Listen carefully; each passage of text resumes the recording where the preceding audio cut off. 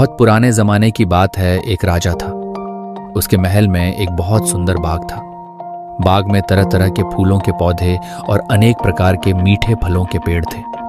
लेकिन इस बाग में सबसे आश्चर्यजनक चीज थी, एक सेब का पेड़ था जिसमें सोने के सेब लगते थे।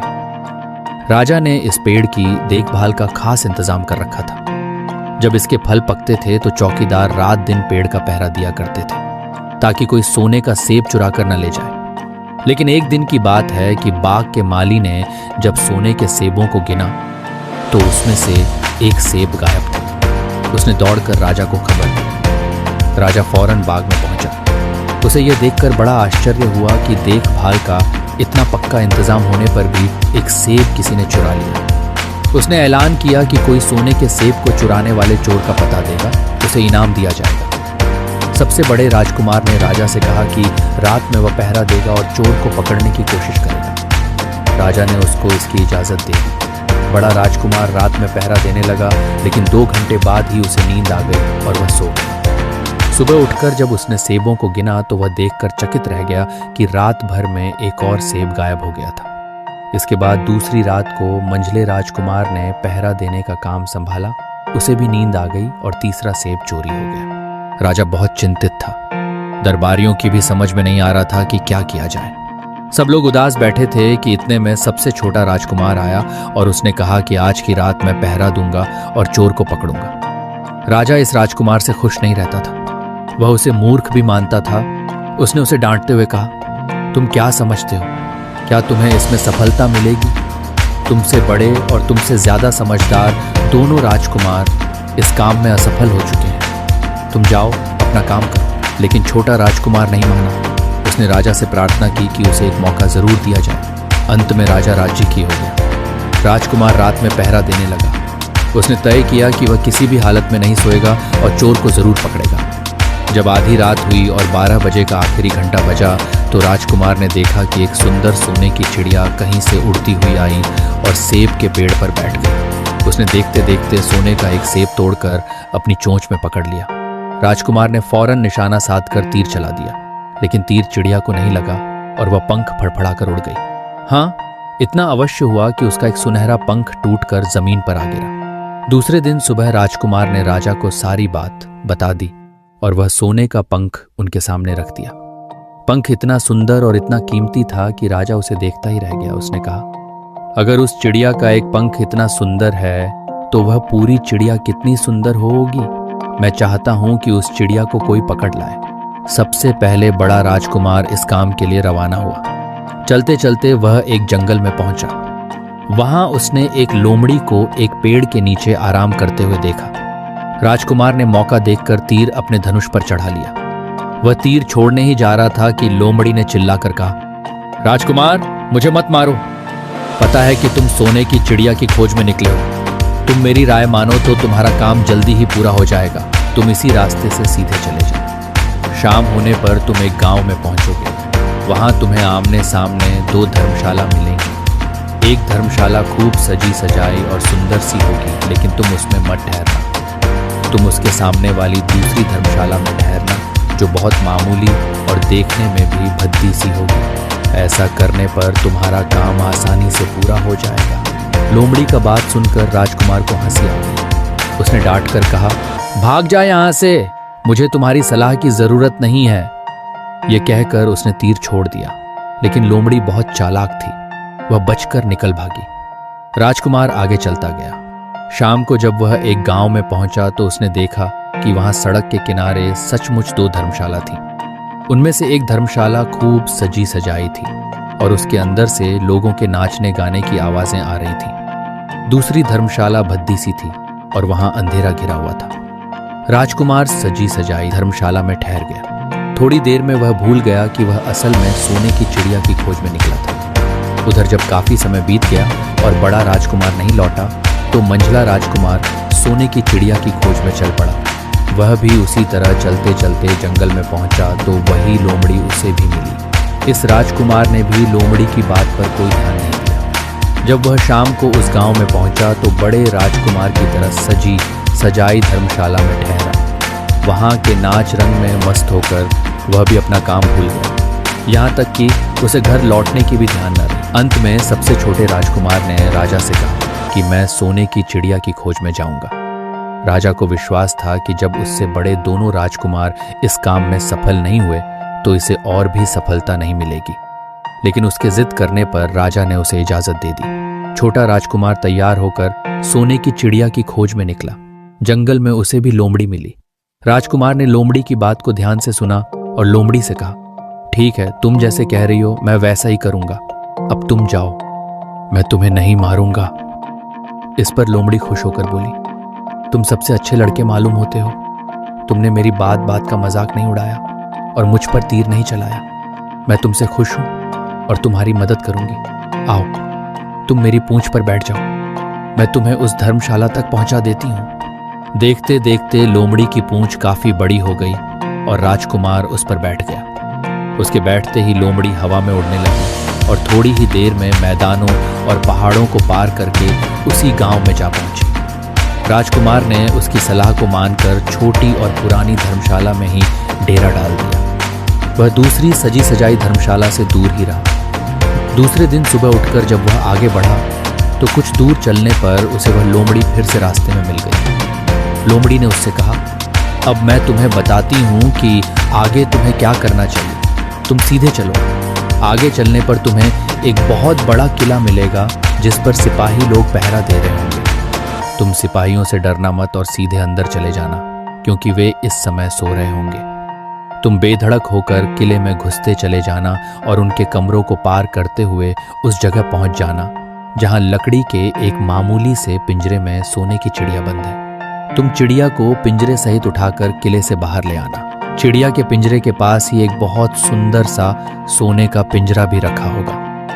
तुम भूलकर भी चिड़िया को उस पिंजरे में मत रखना, मगर तुम उसे लकड़ी के पिंजरे में से निकालकर सोने के पिंजरे में रखने की कोशिश करोगे तो बाद में पछताओगे। यह कहकर लोमड़ी ने राजकुमार को फिर से अपनी पूंछ पर बिठाया और थोड़ी ही देर में उसको किले के पास पहुंचा दिया। राजकुमार ने किले का पास जाकर देखा कि सचमुच उसके पहरेदार सो रहे थे।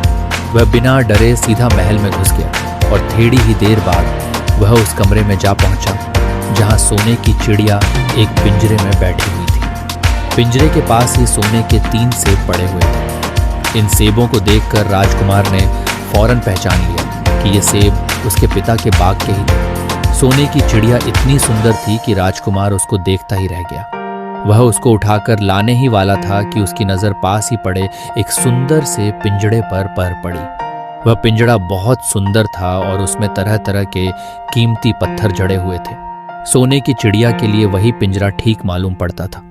राजकुमार लोमड़ी की बात को भूल गया और उसने सोने की चिड़िया को लकड़ी के पिंजरे से निकालकर सोने के पिंजरे में बंद कर दिया। लेकिन नए पिंजरे में आते ही चिड़िया ने खूब जोर जोर से शोर मचाना शुरू कर दिया। राजकुमार पिंजरे को उठाकर कमरे से बाहर भी नहीं निकल पाया था कि बहुत से सिपाही कमरे में घुस आए और उन्होंने राजकुमार को पकड़ लिया। अब राजकुमार को अपनी भूल का पता चला। उसे याद आया कि लोमड़ी ने उससे क्या कहा था, लेकिन अब क्या हो सकता था। सिपाही उसे खींचते हुए राजा के दरबार में ले गए। राजा के पूछने पर राजकुमार ने सारी बात कह सुनाई। राजा बोला, तुम मेरे महल में चोरी करने के लिए घुसे थे। मैं तुमको माफ नहीं कर सकता। तुम्हें फांसी की सजा दी जाएगी, लेकिन मैं तुम्हें एक मौका देता हूं। अगर तुम मेरे लिए सोने का घोड़ा ला दो तो मैं न सिर्फ तुम्हें छोड़ दूंगा बल्कि सोने की चिड़िया भी तुमको दे दूंगा। राजकुमार को अपनी जान बचाने के लिए राजा की शर्त माननी पड़ी। अब वह सोने के घोड़े की तलाश में निकला। किले के बाहर जाने पर उसने देखा कि लोमड़ी का उसका इंतजार कर रही है। उसने लोमड़ी को सारी बातें बताई। लोमड़ी ने निराश होते हुए कहा, मैं अब तुम्हारी कोई मदद नहीं करूंगी। तुमने मेरे कहने के अनुसार नहीं किया। मैंने जिस तरह से कहा था, अगर तुम उस तरह से काम करते तो इस मुसीबत में नहीं फंसते और सोने की चिड़िया तुम्हें मिल जाती। राजकुमार बोला, इस बार मुझे माफ कर दो, मुझसे गलती हो गई। मेरा काम तुम्हारी सहायता के बिना नहीं चलेगा। मुझे राजा ने सोने का घोड़ा लाने के लिए कहा है, वरना वह मुझे फांसी पर चढ़ा देगा। लोमड़ी ने कहा, खैर मैं तुम्हें माफ करती हूं। अब तुम ऐसा करो कि मेरी पूंछ पर बैठकर सीधे चले चलो। कुछ दूर जाने पर तुम्हें एक दूसरा किला मिलेगा। उसी किले की घुड़साल में तुम्हें सोने का घोड़ा बंधा हुआ मिलेगा। महल के नौकर चाकर सब सो रहे होंगे। तुम चुपचाप जाना और घोड़े को खोल लेना। लेकिन एक बात याद रखना, वहां घोड़े के पास ही घोड़े पर कसने के लिए 2 जीनें रखी होंगी। उसमें से एक तो पुरानी चमड़े की जीन होगी और दूसरी सोने की जीन होगी। तुम सोने की जीन को छूना भी मत और उस घोड़े पर पुरानी चमड़े की जीन को कसकर सवार हो जाना और उसे दौड़ते हुए किले से बाहर चले आना। राजकुमार ने वादा किया कि वह ठीक ठीक वैसा ही करेगा। लोमड़ी ने उसको अपनी पूंछ पर बैठाया और कुछ ही देर में वह उसे ले किले के पास जा पहुंची। किले के पास पहुंचते ही लोमड़ी ने उसे नीचे उतारा और फिर वहां से चली गई। राजकुमार सीधा फाटक से किले में घुस गया। अंदर जाकर उसने देखा कि वहां के सभी नौकर चाकर सोए हुए थे।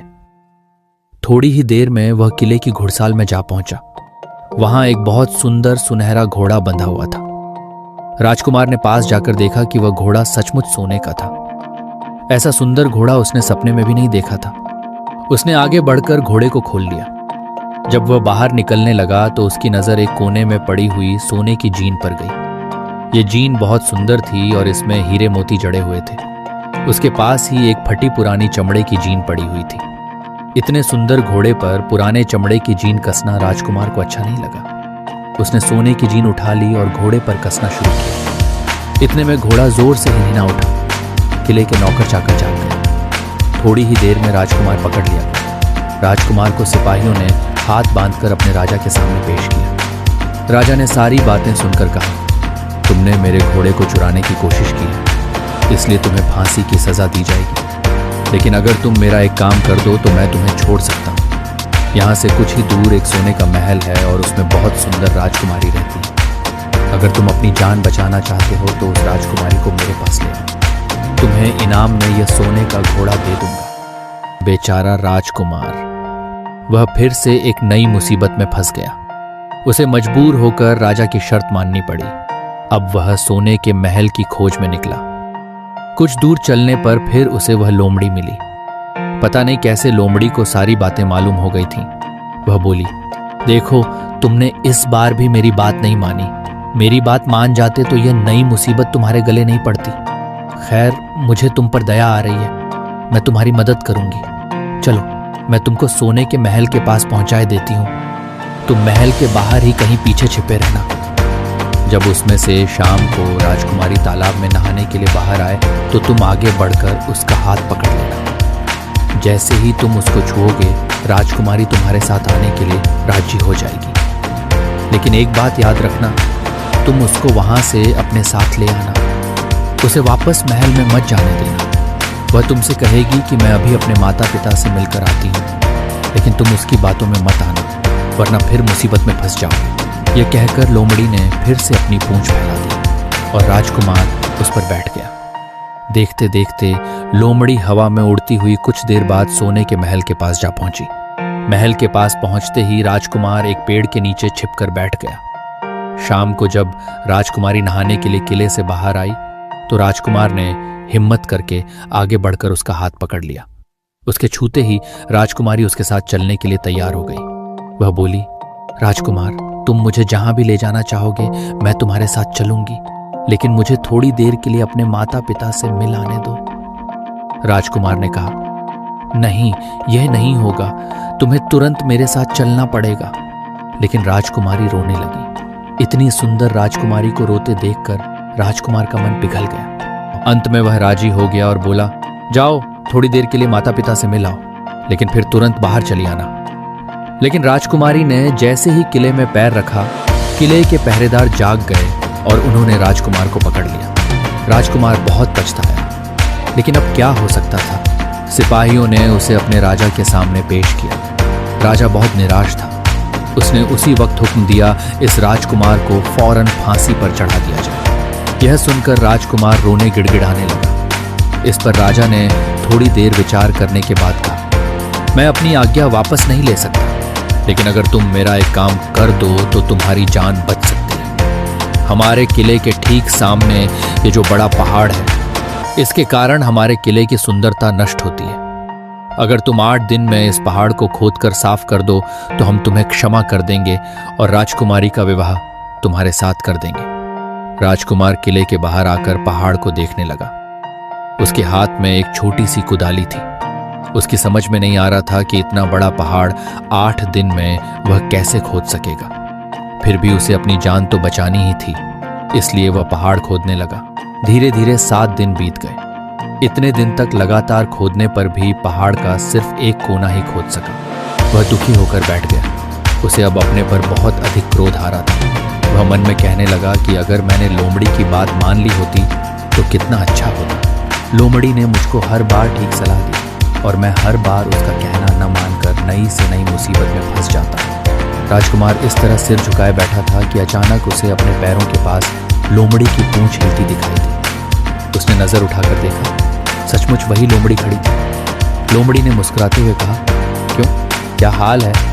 इस बार तो तुम्हारी मदद करने की मेरी जरा भी इच्छा नहीं थी, लेकिन मैं 7 दिन से तुमको पहाड़ खोदते हुए देख रही हूँ। मुझे दया आ गई और मैं तुम्हारी मदद के लिए चली आई। जाओ, तुम बहुत थक गए हो, सो जाओ। मैं थोड़ी ही देर में तुम्हारा काम पूरा कर दूंगी। इस बार राजकुमार ने तय कर लिया था कि अब वह लोमड़ी जिस तरह कहेगी वह उसी तरह करेगा। वह चुपचाप उठकर एक तरफ सोने चला गया। थोड़ी ही देर में उसे नींद आ गई।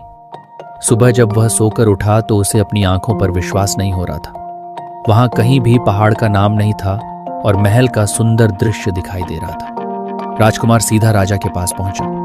राजा उसके काम पर बहुत खुश था।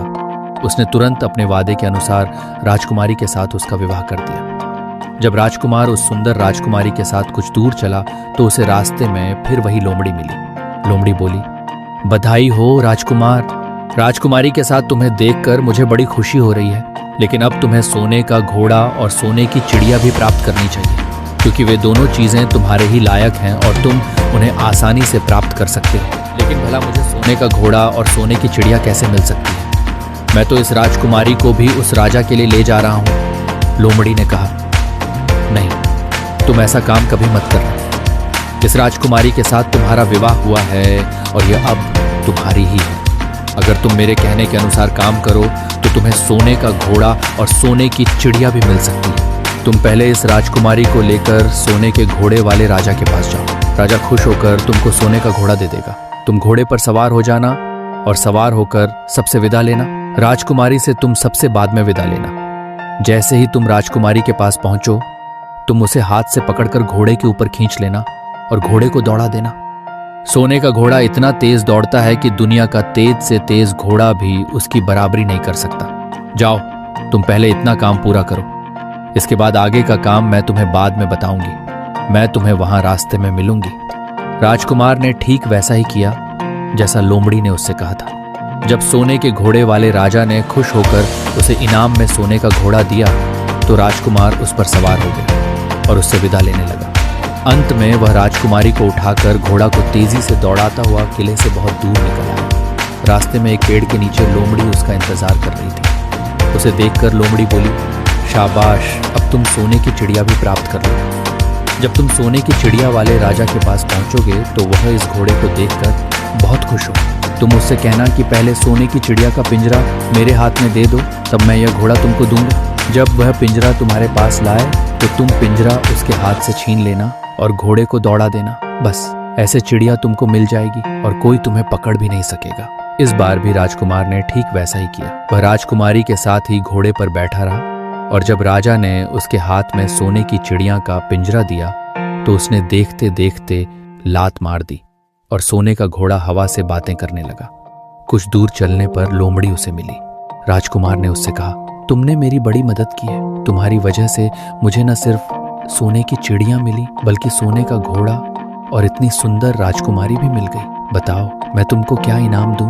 मैं तुमको कुछ न कुछ जरूर देना चाहता हूँ। लोमड़ी ने कहा, अगर तुम खुश हो तो मेरा एक काम कर दो। तुम एक तीर चलाकर मुझे मार दो। इस समय तुम यही सबसे बड़ा काम मेरे लिए कर सकते हो। राजकुमार ने कहा, भला ये कैसे हो सकता है? तुमने मेरी इतनी मदद की और मैं बदले में तुम्हें मार दूं? मुझसे ये नहीं होगा। यह सुनकर लोमड़ी बड़ी दुखी हुई और बोली, अगर तुम मेरा यह काम नहीं कर सकते तो फिर ठीक, जाओ। लेकिन मैं तुम्हारी भलाई के लिए ही कह रही हूँ कि तुम 2 बातें जरूर याद रखना। एक तो तुम किसी कुएं की दीवार पर मत बैठना और दूसरे तुम ऐसे लोगों के लिए धन मत खर्च करना जिन्हें फांसी मिलने वाली है। राजकुमार बोले, भाई तुम भी अजीब हो। तुम्हारी बातें मेरी समझ में ही नहीं आती। भला मैं कभी कुएं की दीवार पर क्यों बैठूंगा और ऐसे आदमियों पर धन क्यों खर्च करूंगा जिनको फांसी दी जाने वाली हो। लेकिन लोमड़ी ने उसकी बात का कोई जवाब नहीं दिया और अलविदा कहकर वहां से चली गई। राजकुमार सोने का घोड़ा दौड़ता हुआ आगे बढ़ा। राजकुमारी उसके साथ ही बैठी हुई थी और सोने की चिड़िया का पिंजरा उसके हाथ में था। कुछ ही देर में राजकुमार उस छोटे गांव में जा पहुंचा जिसमें वे दोनों धर्मशाला थी। गांव के लोग और खास तौर से बच्चे उसको देखने के लिए बाहर निकल आए। सोने के घोड़े पर इतने सुंदर राजकुमार के साथ बैठी एक राजकुमारी को देखकर सभी लोग चकित थे। इतने में राजकुमार ने देखा कि गांव के बगीचे में एक जगह बेहद से लोग जमा हैं और कुछ शोर हो रहा है। राजकुमार के पूछने पर लोगों ने बताया कि वहां 2 आदमियों को फांसी देने की तैयारी हो रही है। राजकुमार उधर ही चल पड़ा। वहां पहुंचने पर उसने पहचान लिया कि जिन आदमियों को फांसी दी जाने वाली थी वो और कोई नहीं बल्कि उसके ही भाई थे। वे लोग तब से उसी सजी सजाई धर्मशाला में रह रहे थे और तरह तरह के बुरे काम करते थे। वे जुआ भी खेलते थे और जुए में बहुत सा धन हार चुके थे। उन्होंने लोगों से बहुत सा रुपया भी उधार लिया। इन्हीं सब बातों से चिढ़कर अब गांव वाले उन्हें फांसी पर चढ़ाने जा रहे थे। राजकुमार भला ये कैसे होने देता। उसने लोगों से कहा कि मुझसे रुपया ले लो और इन लोगों को छोड़ दो। उसके बहुत कहने सुनने पर लोग राजी हो गए और उन्होंने उन दोनों आदमियों को रिहा कर दिया। राजकुमार अपने भाइयों को छुड़ाकर आगे चला। कुछ दूर चलने पर जंगल में उन्हें एक कुआं दिखाई दिया। इस पर राजकुमार के कुछ देर कुएं के पास आराम करते हैं, वहां ठंडा पानी पीने के बाद हम लोग आगे चलेंगे। राजकुमार राजी हो गया। अब तक वह यह भी भूल चुका था कि लोमड़ी ने विदा होते समय उससे क्या कहा था। वह घोड़े से उतरकर कुएं की दीवार पर बैठ गया और आराम करने लगा। उसके दोनों भाइयों ने मौका देखकर उसे कुएं में धकेल दिया। इसके बाद उन्होंने घोड़े पर राजकुमारी को डाला और सोने की चिड़िया का पिंजरा उठाया और वहां से चलते बने। कुछ ही देर में वे लोग अपने राज्य में लौट आए। घर लौटकर उन्होंने राजा से कहा, हम लोग सोने की चिड़िया को पकड़ लाए हैं। इसी चिड़िया ने हमारे बाग में से सोने के सेब चुराए थे। इसके साथ ही हम एक ये सोने का घोड़ा और राजकुमारी भी लाए हैं। राजा बहुत खुश हुआ। सारे राज्य के लोग खुशियां मनाने लगे, लेकिन राजकुमारी खुश नहीं थी। वह बराबर रोती रहती थी। उसने खाना पीना छोड़ दिया। यही नहीं, घोड़े ने भी दाना पानी बंद कर दिया और सोने की चिड़िया भी उदास रहने लगी। राजा ने बहुत कोशिश की, लेकिन न तो वह राजकुमारी खुश रही और न सोने के घोड़ा और सोने की चिड़िया ने दाना खाना शुरू किया। उधर छोटा राजकुमार कुएं में गिर गया था, लेकिन वह मरा नहीं। कुआं बहुत गहरा था, लेकिन उसमें पानी बहुत थोड़ा था। वह कुएं में बैठा बैठा अपने भाग्य को कोसता रहा। अब उसे फिर उसी लोमड़ी की याद आई और वह पछताने लगा कि अगर मैंने उसका कहना मान लिया होता तो मैं मुसीबत में न फंसता। राजकुमार ने जैसे ही लोमड़ी को याद किया, लोमड़ी न मालूम कैसे कुएं के मुंह पर आ पहुंची और बोली, देखो राजकुमार, मैंने पहले ही तुम्हें समझाया था कि किसी कुएं की दीवार पर मत बैठना और ऐसे आदमियों की मदद मत करना जिन्हें फांसी दी जाने वाली हो, लेकिन तुम नहीं माने। खैर चलो, अब आखिरी बार मैं फिर तुम्हारी मदद कर देती हूँ। लो, मेरी पूंछ पकड़कर कुएं से बाहर निकल जाओ। यह कहकर लोमड़ी ने अपनी पूंछ कुएं में लटका दी। देखते देखते पूंछ इतनी लंबी हो गई कि कुएं के पेंदे में पड़े राजकुमार के पास तक जा पहुंची। राजकुमार उसे पकड़कर कुएं से बाहर निकल आया। लोमड़ी ने उससे कहा, जाओ, अब तुम अपने घर जाओ, लेकिन जरा होशियार रहना। तुम्हारे भाई तुम्हारी जान के दुश्मन हैं। वे लोग जरूर तुमको ढूंढ रहे हैं। राजकुमार घर की ओर चल पड़ा। अपने राज में पहुंचने पर उसे एक भिखारी मिला। भिखारी को उसने अपने सुंदर कपड़े दान में दे दिए और उनके भद्दे पुराने कपड़े पहने। इस तरह भेष बदलकर वह अपने किले में पहुंचा। वहां उसके पहुंचने पर एक बड़ी आश्चर्यजनक बात है। सोने का घोड़ा खुशी से हिनहिनाने लगा और दाना खाने लगा। सोने की चिड़िया भी अपने पिंजरे में खुशी से फुदकने लगी और गाना गाने लगी। राजकुमारी ने अपने आंसू पोंछ डाले और वह भी खुश दिखाई देने लगी। लेकिन राजा की समझ में कुछ नहीं आया। उसने राजकुमारी से इसका कारण पूछा तो वह बोली, मैंने तो पहले ही आपको सारी कहानी बता दी थी।